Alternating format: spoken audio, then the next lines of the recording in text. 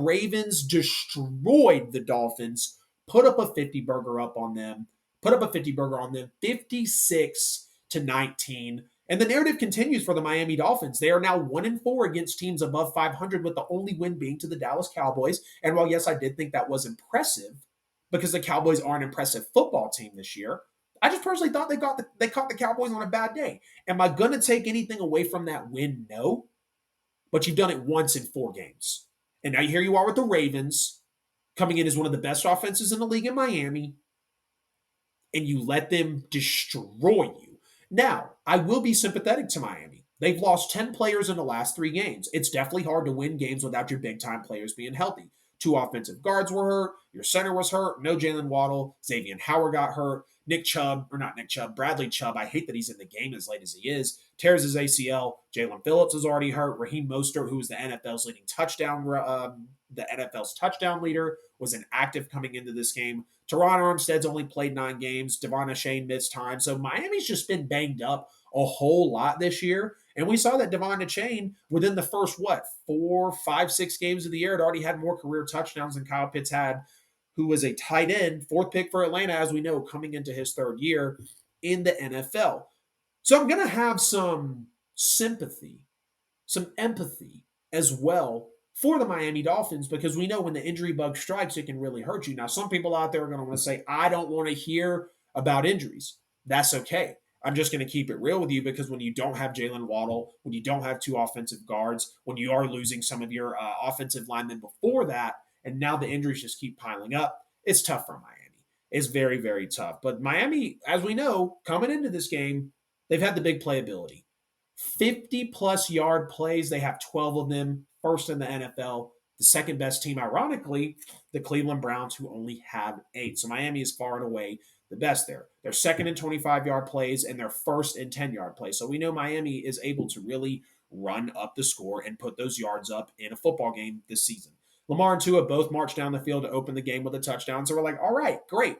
This is going to be a solid football game. We knew it was going to be a very good one. Battle of the MVPs, battle for the 1 seed. The Ravens get the 1 seed in this game. Lamar Jackson with a 5-touchdown game. Everyone's raving for him about being the second or for being the MVP this year. And I honestly have no arguments against it. Josh Allen does rival him some. And of course, you could look at maybe a Christian McCaffrey or possibly a Tyreek Hill. But I think with the way Lamar is playing in these big games, you have no choice but to at least consider him as one of these top candidates. And the Ravens just have another blowout win. I mean, we see when they blow out the Lions, it's one of the more impressive wins of the season for the Baltimore Ravens. Definitely impressive over a solid Dolphins defense who has been very good all year. The Dolphins are in the top categories in points given up per game, yards given up per game. And Lamar is going to continue this MVP run.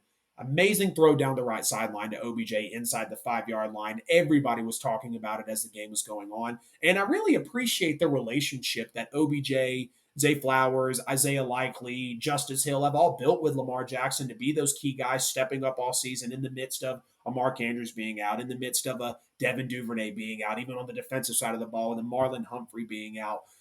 But I should have known when the Ravens ran the kickback almost in the beginning of the second half that it was going to be an onslaught of points as they go on to score 56, a season high for them. You got to remember the Tyreek Hill drop in this game as well. He bobbles the touchdown and then steps out of bounds. So that was something that was negated off the board for them. For Miami, really felt like it changed, the tone of the game. Because it could have been 28-21 with the Dolphins aiming to tie it up, but Tua was pressured all day by the best defensive line in the NFL, 57 sacks on the year, which is absolutely insane.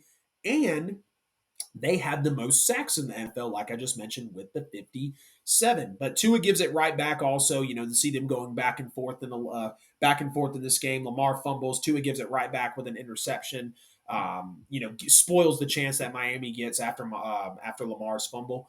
And I knew coming into this game, this was going to be a game of really speed versus speed. And the Ravens showed why the best defense in the NFL, which they do possess, giving up no more than 17 points per game, why the best defense in the league will complement an explosive offense, which the Baltimore Ravens have.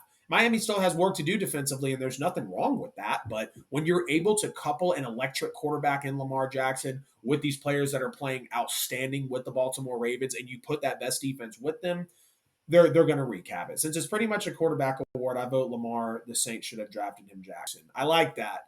I like that. That's getting the first pin of the episode. I'm going to start calling him Lamar. The Saints should have drafted him Jackson.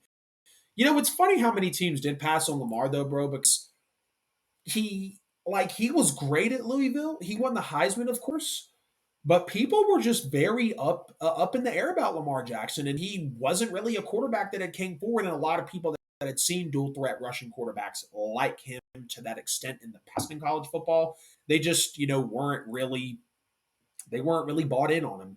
And at the time, can't blame him. But hindsight 2020, everyone's a fool for passing on Lamar Jackson as he went to the very bottom of the first round, and the Baltimore Ravens scooped him up, paid him a fat deal in the offseason that he negotiated without an agent, is having his best season as a passer, already has his most passing yards in a season, could very well throw over 4,000 yards in a year, and then everybody really has no choice but to give him that respect. Anyways, the Ravens have depth, and they needed it all year. We talked about the injuries earlier when I just got to the game. You remember how banged up they were even earlier in the year? Marlon Humphrey, Mark Andrews, who's the running back? It's not Gus Edwards, not Justice Hill. There was a running back injured very early on in the year. I remember when the Bengals lost to the Ravens. I got on this show when I said the Bengals had no reason to lose to the injury-riddled Ravens. And those same injury-riddled Ravens are now 13-3 with a chance, not even a chance, they're already at the height of what they can do in the playoffs, or not what they can do in the playoffs, but where they can get at in the playoffs going in. They're the 1 seed, home field advantage all the way through. Now, Lamar Jackson's got to step up. Lamar Jackson's got to play very well, because we know that we've had those knocks of Lamar Jackson in the playoffs over the last couple of years, and I want to see him be able to change that narrative. And I just want to say I'm very happy for the Ravens. I've been rooting for the Ravens to win the Super Bowl outside of my Saints doing it, of course. Not an onslaught of rooting for the Ravens to win the Super Bowl, but I've rooted for Lamar a lot. I love what Lamar brings to the table. I think he's a very special quarterback. His game is so fun to watch. Him and Harbaugh's relationship is growing. All the rookies that they're able to bring in with Rashad Bateman, Devin Duvernay, Zay Flowers, getting an OBJ that was off of an injury, working without a Mark Andrews, implementing an Isaiah Likely, Justice Hill, and Gus Edwards, stepping up more. J.K. Dobbins was the running back that I was talking about earlier in the year that had, the injuries. I just really hope the Ravens were able to step it up this year. I really, really do, because they look like unquestionably the best team in the NFL.